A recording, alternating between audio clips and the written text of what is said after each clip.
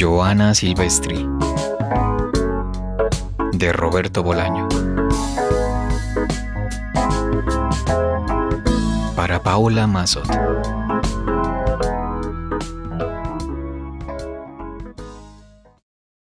Aquí estoy yo, Johanna Silvestri, de 37 años, actriz porno, postrada en la clínica Los Trapecios de Nimes, viendo pasar las tardes y escuchando las historias de un detective chileno. ¿A quién busca este hombre? ¿A un fantasma? Yo de fantasmas sé mucho, le dije la segunda tarde, la última que vino a visitarme, y él compuso una sonrisa de rata vieja que asiente sin entusiasmo, rata vieja inverosímilmente educada. De todas maneras, gracias por las flores, gracias por las revistas, pero yo a la persona que usted busca ya casi no la recuerdo, le dije. No se esfuerce, dijo él, tengo tiempo. Cuando un hombre dice que tiene tiempo ya está atrapado, y entonces es intrascendente que tenga o no tenga tiempo, y con él se puede hacer lo que una quiera. Por supuesto, esto es falso. A veces me pongo a recordar a los hombres que he tenido a mis pies y cierro los ojos y cuando los abro las paredes de la habitación están pintadas con otros colores. No el blanco hueso que veo cada día, sino vermellón estriado, azul náusea, como los cuadros del pintor Attilio Corsini, una nulidad. Una nulidad de cuadros que una preferiría no recordar y que sin embargo recuerda y que empujan, como una lavativa, otros recuerdos, estos más bien de color sepia, que hacen que las tardes tiemblen ligeramente y que al principio son difíciles de soportar, pero después hasta son entretenidos. Los hombres que he tenido a mis pies son pocos en realidad, 2 o 3, y siempre acabaron a mis espaldas, pero ese es el destino universal. Y eso no se lo dije al detective chileno, aunque en ese momento era lo que estaba pensando, y me hubiera gustado compartirlo con él, un hombre al que no conocía de nada. Y como para reparar esa falta de delicadeza, le di trato de detective. Tal vez mencioné la soledad y la inteligencia, y aunque él se apresuró a decir no soy detective, Madame Silvestri, yo noté que le había gustado que se lo dijera. Lo miré a los ojos cuando se lo dije, y aunque aparentemente ni se inmutó, yo noté el aleteo, como si un pájaro hubiera pasado por su cabeza. Y una cosa iba por otra. No dije lo que pensaba. Dije algo que sabía que iba a agradar. Dije algo que sabía le iba a traer buenos recuerdos. Como si a mí ahora alguien, un desconocido preferiblemente, me hablara del Festival de Cine Pornográfico de Civitavecchia y de la Feria de Cine Erótico de Berlín, de la Exposición de Cine y Video Pornográfico de Barcelona y evocara mis éxitos, incluso mis éxitos inexistentes, o hablara de 1990, el mejor año de mi vida, cuando viajé a Los Ángeles casi a la fuerza, un vuelo Milán-Los Ángeles que preveía agotador y que por el contrario pasó como un sueño, como el sueño que tuve en el avión.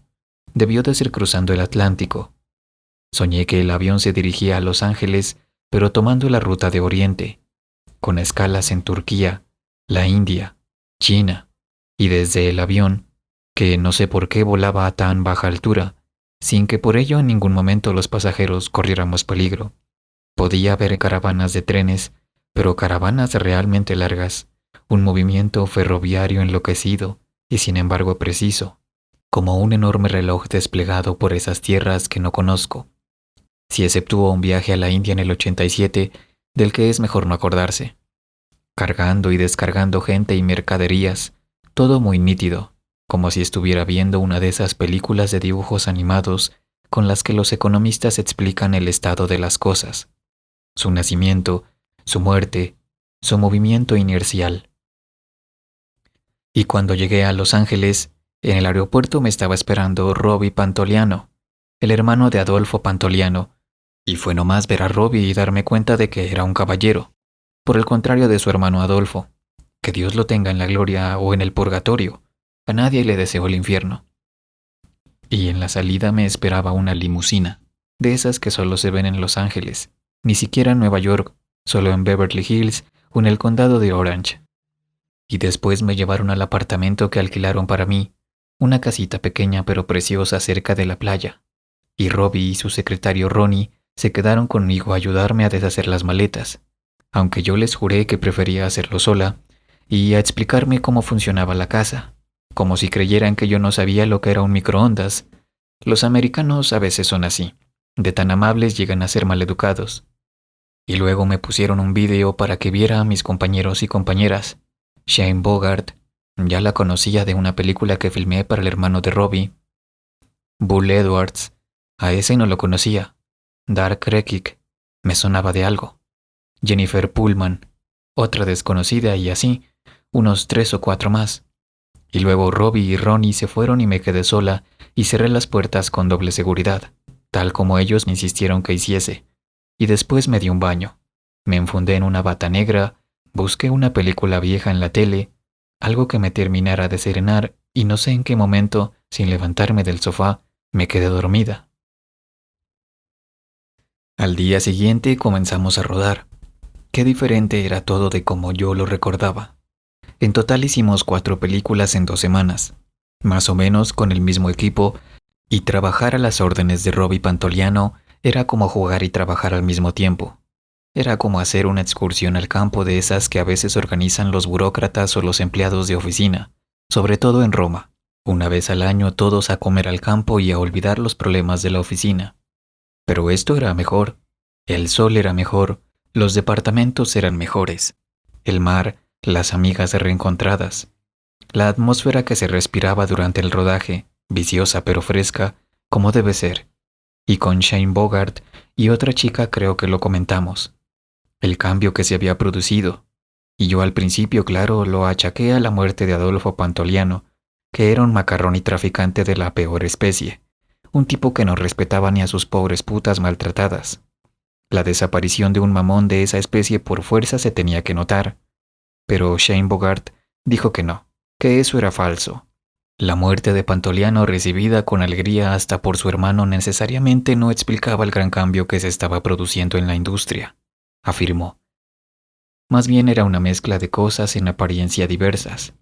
El dinero, dijo, la irrupción en el negocio de gentes provenientes de otros sectores, la enfermedad, la urgencia de ofrecer un producto diferente aunque igual, y entonces ellos se pusieron a hablar del dinero y del salto que muchas estrellas porno estaban dando por aquellos días al celuloide normal.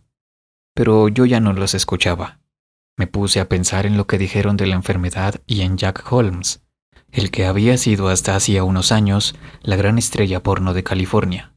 Y cuando terminamos aquel día le dije a Robbie y a Ronnie que me gustaría saber algo de Jack Holmes, que si me podían conseguir su teléfono, que si aún vivía en Los Ángeles. Y aunque al principio a Robbie y a Ronnie les pareció una idea descabellada, al final me dieron el teléfono de Jack Holmes y me dijeron que lo llamara si esa era mi voluntad, pero que no me hiciera demasiadas esperanzas de oír a alguien muy cuerdo al otro lado del hilo, que no me hiciera esperanzas de oír la vieja voz familiar. Y esa noche cené con Robbie y Ronnie y Sharon Groove, que ahora hacía películas de terror y que incluso afirmaba que iba a estar en la próxima de Carpenter o Clive Barker, lo que provocó la ira de Ronnie, que no permitía esa clase de comparaciones. Con Carpenter solo unos pocos se podían medir. Y también estuvo en la cena Danny Lobello, con el que yo tuve una historia cuando trabajamos juntos en Milán, y Patricia Page, su mujer, de 18 años que solo aparecía en las películas de Danny y que por contrato solo se dejaba penetrar por su marido. Con los otros, lo más que hacía era chuparles la polla, pero incluso eso como a disgusto. Los directores tenían problemas con ella. Según Robbie, tarde o temprano iba a tener que replantearse la profesión o inventar junto con Danny números de auténtica dinamita.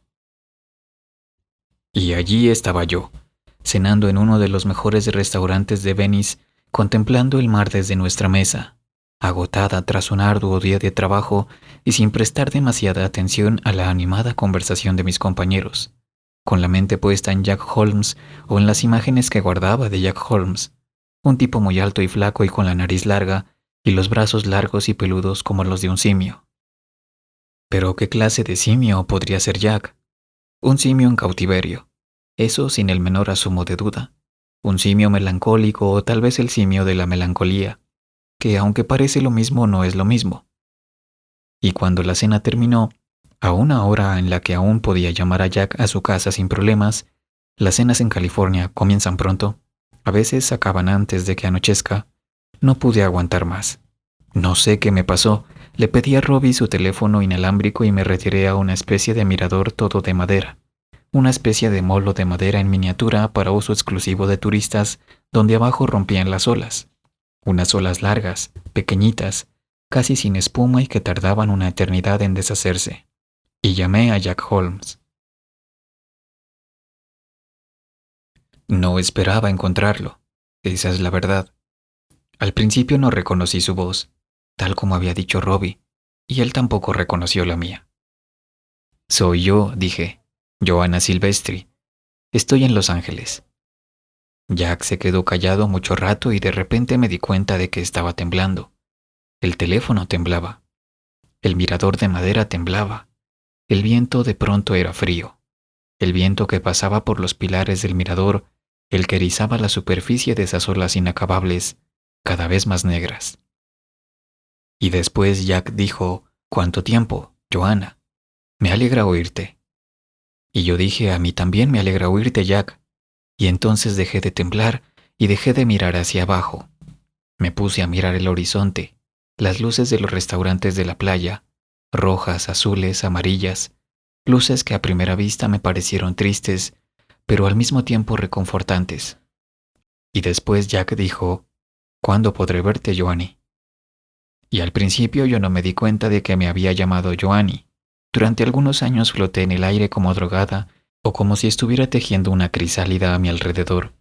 Pero luego sí me di cuenta y me reí, y Jack supo de que me reía sin necesidad de preguntar y sin necesidad de que yo le dijera nada. «Cuando tú quieras, Jack», le contesté. «Bueno», dijo él, «no sé si sabes que ya no estoy tan en forma como antes». «¿Estás solo, Jack?» «Sí», dijo él, «siempre estoy solo». Entonces yo colgué y les dije a Robbie y Ronnie que me indicaran cómo llegar a la casa de Jack, y ellos dijeron que lo más probable era que me perdiera y que ni se me ocurriera pasar la noche allí, pues mañana rodábamos a primera hora, y que lo más probable era que ningún taxi me quisiera llevar. Jack vivía cerca de Monrovia, en un bungalow que se estaba viniendo abajo de viejo y descuidado, y yo les dije que pensaba ir esa noche costara lo que costara, y Robbie me dijo, «Coge mi Porsche. Te lo dejo con la condición de que mañana estés a la hora convenida». Y yo les di un beso a Robbie y a Ronnie, y me subí al Porsche y comencé a recorrer las calles de Los Ángeles, que en ese preciso momento comenzaban a caer bajo la noche, bajo el manto de la noche, como en una canción de Nicola Di Bari, bajo las ruedas de la noche. Y no quise poner música, aunque Robbie tenía un equipo de CD digital o láser o de ultrasonidos francamente tentador, pero yo no necesitaba música. Me bastaba con pisar el acelerador y sentir el ronroneo del coche. Supongo que me perdí por lo menos una docena de veces, y pasaban las horas, y cada vez que le preguntaba a alguien por la mejor manera de llegar a Monrovia, me sentía más liberada, como si no me importara pasarme toda la noche en el Porsche. En 2 ocasiones hasta me descubrí cantando. Y por fin llegué hasta Pasadena y de ahí tomé la 210 hasta Monrovia, y allí busqué durante otra hora la calle donde vivía Jack Holmes, y cuando encontré su bungalow, pasada medianoche, estuve un rato en el coche sin poder ni querer salir, mirándome en el espejo, el pelo revuelto y la cara descompuesta, la pintura de los ojos corrida, la pintura de los labios, el polvo del camino pegado a los pómulos, como si hubiera llegado corriendo y no en el Porsche de Robin Pantoliano, o como si hubiera llorado durante el camino. Pero lo cierto es que mis ojos estaban secos, tal vez algo enrojecidos, pero secos, y que las manos no me temblaban, y que tenía ganas de reírme, como si me hubieran puesto alguna droga en la comida en la playa, y solo entonces me diera cuenta de que estaba drogada o extremadamente feliz y lo aceptara. Y después me bajé del coche. Puse la alarma. El barrio no era de los que inspiran seguridad, y me encaminé hacia el bungalow, que era tal como me lo había descrito Robbie. Una casa pequeña a la que le hacía falta una mano de pintura, un porche desvencijado, un montón de tablas a punto de derrumbarse, pero junto a las cuales había una piscina, una muy pequeña pero con el agua limpia. Eso lo noté de inmediato, pues la luz de la piscina estaba encendida. Recuerdo que pensé por primera vez que Jack no me esperaba o se había dormido. En el interior de la casa no había ninguna luz. El suelo del porche crujió con mis pisadas. No había timbre. Golpeé 2 veces la puerta, la primera con los nudillos y después con la palma de la mano, y entonces se encendió una luz. Oí que alguien decía algo en el interior de la casa y luego la puerta se abrió y Jack apareció en el umbral, más alto que nunca, más flaco que nunca, y dijo, «¿Joanny?», como si no me conociera o como si aún no estuviera despierto del todo. Y yo dije, «Sí, Jack, soy yo. Me ha costado encontrarte, pero al final te he encontrado». Y lo abracé. Esa noche hablamos hasta las 3 de la mañana y durante la conversación, Jack se quedó dormido por lo menos 2 veces. Se le veía cansado y débil, aunque hacía esfuerzos por mantener los ojos abiertos. Finalmente no pudo más y dijo que se iba a acostar. «No tengo habitación de huéspedes, Joanny», dijo, «así que escoge, mi cama o el sofá». «Tu cama», dije yo, «contigo». «Bien», dijo él, «vamos allá». Cogió una botella de tequila y nos fuimos a su habitación. Creo que hacía años no veía un cuarto más desordenado. «¿Tienes un despertador?», le pregunté. «No, Joanny, en esta casa no hay relojes», dijo. Después apagó la luz, se desnudó y se metió en la cama. Yo lo observaba de pie sin moverme. Después me dirigí a la ventana y abrí las cortinas confiando en que la luz del amanecer me hiciera de despertador. Cuando me metí en la cama, Jack parecía dormido, pero no lo estaba. Aún bebió un trago más de tequila y luego dijo algo que no entendí. Pasé mi mano por su vientre y lo estuve acariciando hasta que se quedó dormido. Luego bajé un poco más y toqué su polla, grande y fría como una pitón. Unas horas después me desperté, me di una ducha, preparé el desayuno e incluso tuve tiempo de arreglar un poco la sala y la cocina. Desayunamos en la cama. Jack parecía contento de verme, pero solo tomó café. Le dije que volvería aquella tarde, que me esperara, que esta vez llegaría pronto. Y él dijo, «No tengo nada que hacer, Joanny, puedes venir cuando quieras».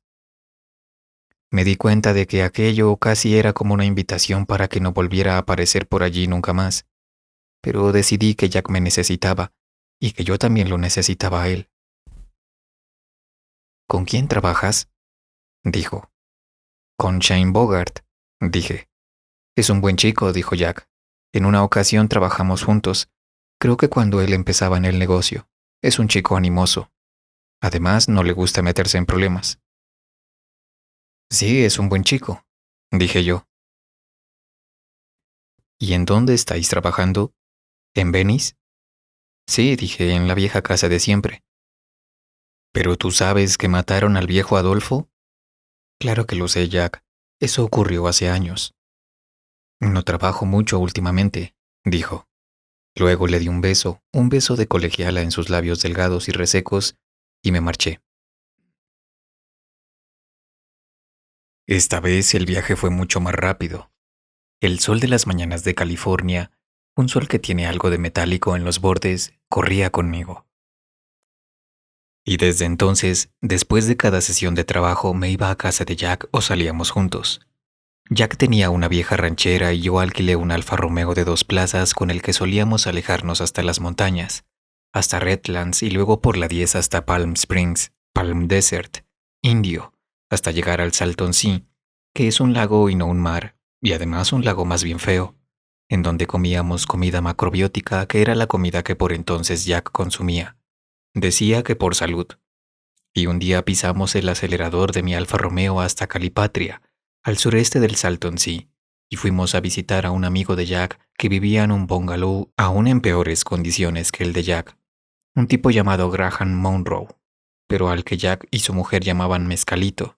No sé por qué, tal vez por su afición al mezcal, aunque lo único que bebieron mientras estuvimos allí fue cerveza.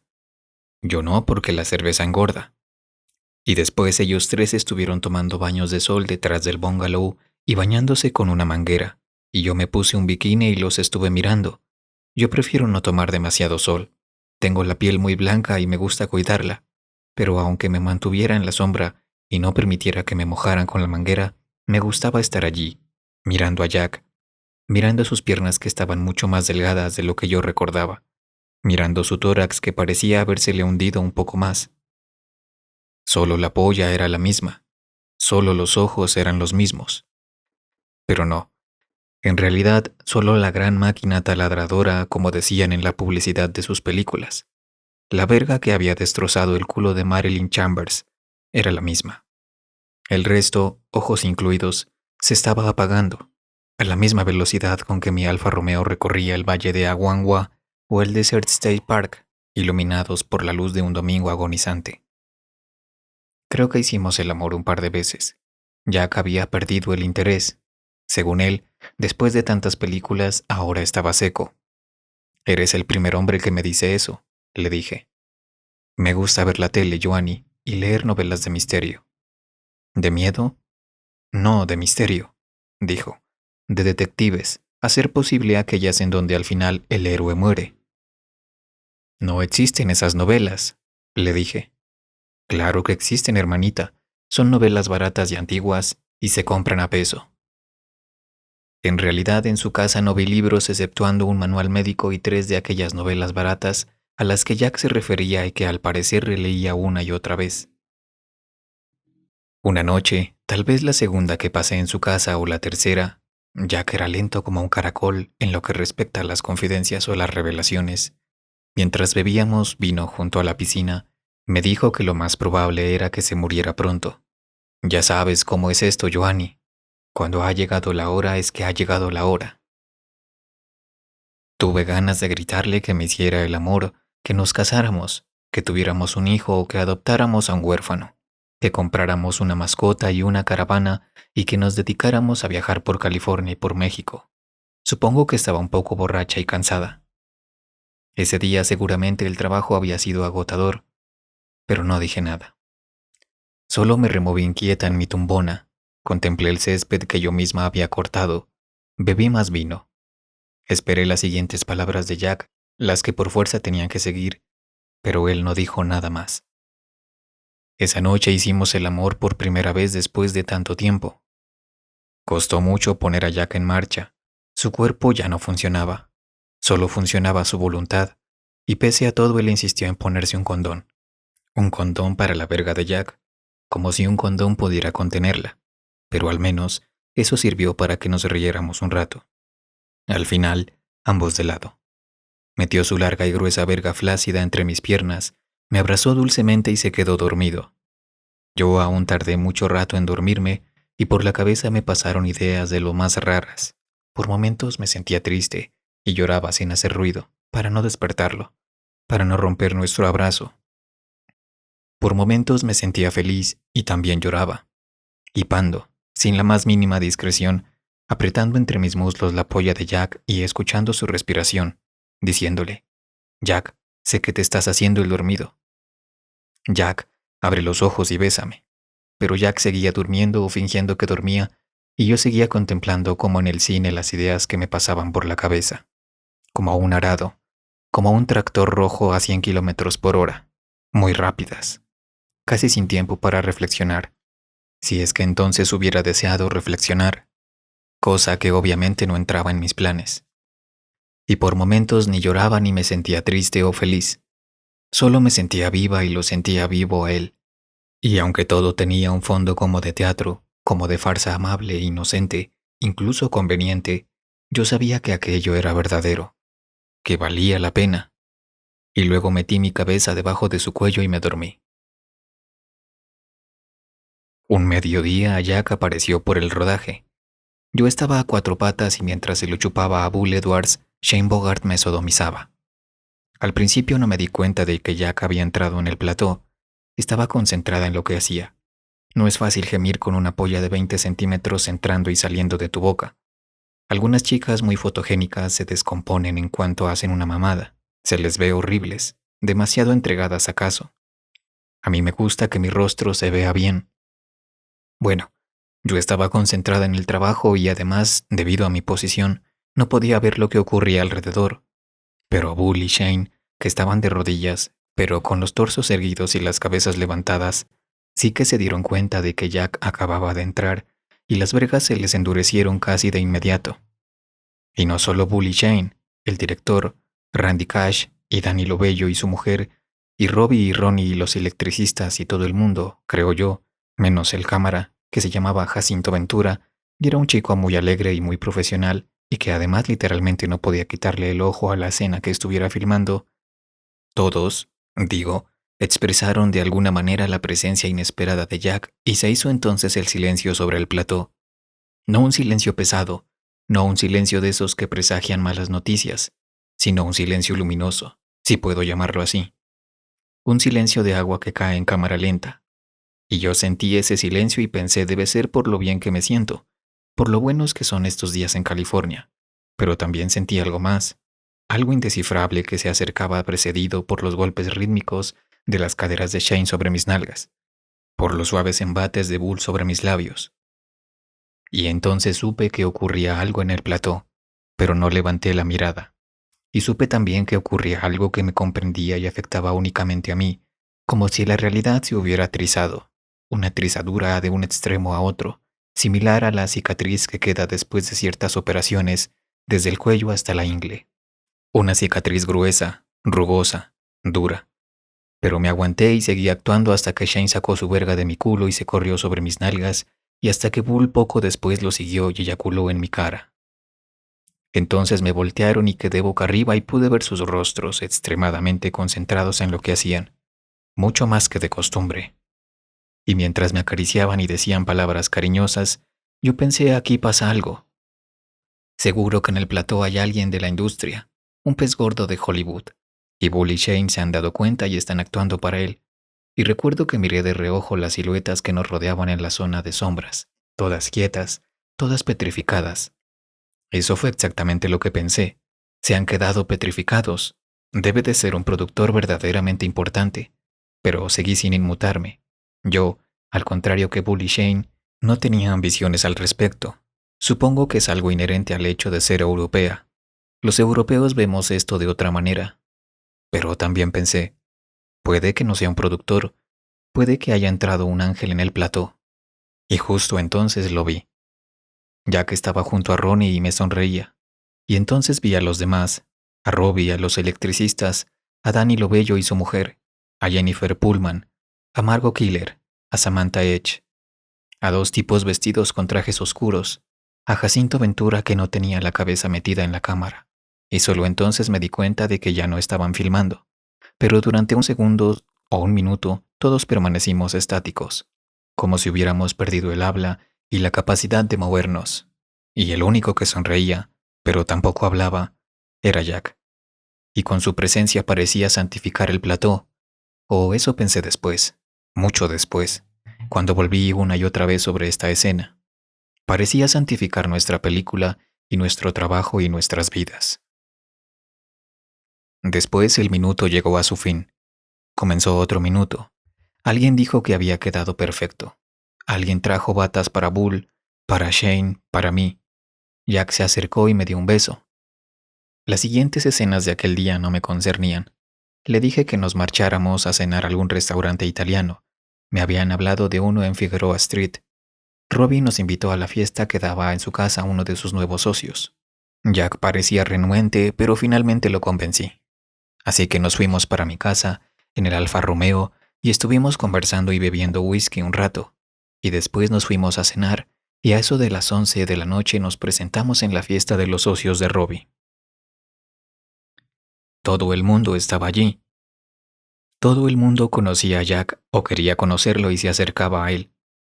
Y después Jack y yo nos fuimos a su casa y nos estuvimos besando en la sala mientras veíamos la tele, una película muda, hasta quedarnos dormidos. Ya no volvió a aparecer por el plató. Aún trabajé durante otra semana, aunque ya tenía decidido quedarme un tiempo más en Los Ángeles cuando acabara el rodaje. Por supuesto tenía compromisos en Italia, en Francia, pero pensé que los podía dilatar o que antes de irme podía convencer a Jack para que se viniera conmigo. Él había estado varias veces en Italia, hizo algunas películas con Chicholina que tuvieron mucho éxito, algunas conmigo, algunas con las dos. A Jack le gustaba Italia. Una noche se lo dije, pero tuve que desechar esa idea. Me la tuve que arrancar de la cabeza, del corazón. Me tuve que extirpar esa idea o esa esperanza del coño, como dicen las napolitanas de Torre del Greco. Y aunque nunca me di por vencida, de alguna manera que no me puedo explicar, comprendí las razones de Jack, las sinrazones de Jack, el silencio luminoso y fresco, lentísimo, que lo envolvía a él y envolvía sus pocas palabras, como si su figura alta y flaca se estuviera desvaneciendo, y con ella toda California. Y pese a lo que yo hasta hacía poco consideraba mi felicidad, mi alegría, se iba. Comprendí también que esa marcha o esa despedida era una forma de solidificación, una forma extraña, sesgada, casi secreta de solidificación, pero solidificación al fin y al cabo. Y esa certeza, si así puedo llamarla, me hacía feliz y al mismo tiempo me hacía llorar. Me hacía maquillarme los ojos a cada rato y me hacía ver cada cosa con otros ojos, como si tuviera rayos X. Y ese poder o superpoder me ponía nerviosa, pero también me gustaba. Era como ser Marvilla, la hija de la reina de las Amazonas, aunque Marvilla tenía el pelo negro y el mío es rubio. Y una tarde en el patio de Jack vi algo en el horizonte. No sé qué, las nubes, algún pájaro o un avión. Y sentí tanto dolor que me desmayé y perdí el control de la vejiga. Y cuando desperté estaba en los brazos de Jack, y entonces miré sus ojos grises y me puse a llorar, y no paré de llorar en mucho tiempo. Al aeropuerto fueron a despedirme Robbie y Ronnie y Danny Lobello y su mujer, que planeaban visitar Italia dentro de unos meses. A Jack le dije adiós en su bungalow de Monrovia. No te levantes, le dije, pero él se levantó y me acompañó hasta la puerta. Sé buena chica, Joanny, dijo. Escríbeme alguna vez. Te llamaré por teléfono, dije yo. El mundo no se acaba. Estaba nervioso y olvidó ponerse la camisa. Yo no le dije nada. Cogí mi maleta y la puse en el asiento del copiloto del Alfa Romeo. Cuando me volví para verlo por última vez, no sé por qué pensé que ya no estaría allí, que el espacio que Jack ocupaba junto al pequeño portón de madera desvencijada estaría vacío. Y prolongué ese momento por miedo. Era la primera vez que sentía miedo en Los Ángeles. Al menos era la primera vez que sentía miedo en aquella estancia. En otras el miedo y el hastío no escasearon, pero en aquellos días no, y me dio rabia sentir miedo, y no quise volverme hasta no haber abierto la puerta del Alfa Romeo y estar dispuesta a meterme dentro y salir disparada. Y cuando por fin abrí la puerta me volví y Jack estaba allí, junto a su puerta mirándome. Y entonces supe que todo estaba bien, que podía partir, que todo estaba mal, que podía partir, que todo era una pena, que podía partir. Y mientras el detective me observa de reojo, él hace como que mira los pies de la cama, pero yo sé que mira mis piernas, mis largas piernas debajo de las sábanas. Y habla de un fotógrafo que trabajó con Mancuso y Marc Antonio, un tal P. English, el segundo cámara del pobre Marc Antonio. Yo sé que de alguna manera aún estoy en California. En mi último viaje a California, aunque entonces eso aún no lo sabía. Y que Jack aún está vivo y contempla el cielo sentado en el borde de su piscina, con los pies colgando dentro del agua o dentro de la nada, la síntesis brumosa de nuestro amor y de nuestra separación. ¿Y qué hizo el tal English? Le digo al detective. Él prefiere no contestarme, pero ante la fijeza de mi mirada dice, barbaridades. Y luego mira al suelo como si pronunciar esa palabra estuviera prohibido en la clínica Los Trapecios, de Nimes, como si yo no hubiera sabido de suficientes barbaridades a lo largo de mi vida. Y llegado a este punto, yo podría preguntar más cosas. ¿Pero para qué? La tarde es demasiado hermosa para obligar a un hombre a contar una historia que seguramente será triste. Y además la foto que me enseña del presunto English es vieja y borrosa. Allí hay un joven de 20 y pocos años, y el English que yo recuerdo es un tipo bastante entrado en la treintena, tal vez de más de 40. Una sombra definida, valga la paradoja, una sombra derrotada a la que no presté demasiada atención, aunque sus rasgos quedaron en mi memoria, los ojos azules, los pómulos pronunciados, los labios llenos, las orejas pequeñas. Sin embargo, describirlo de esta manera es falsearlo. Conocí a R.P. English en alguno de mis múltiples rodajes por las tierras de Italia, pero su rostro ya hace mucho se instaló en la zona de las sombras. Y el detective me dice, está bien, conforme. Tómese su tiempo, Madame Silvestri. Por lo menos lo recuerda. Eso ya es algo para mí. Ciertamente no es un fantasma. Y entonces estoy tentada de decirle que todos somos fantasmas, que todos hemos entrado demasiado pronto en las películas de los fantasmas. Pero este hombre es bueno y no quiero hacerle daño. Y por lo tanto me quedo callada. Además, ¿quién me asegura a mí que él no lo sabe? 1995-1996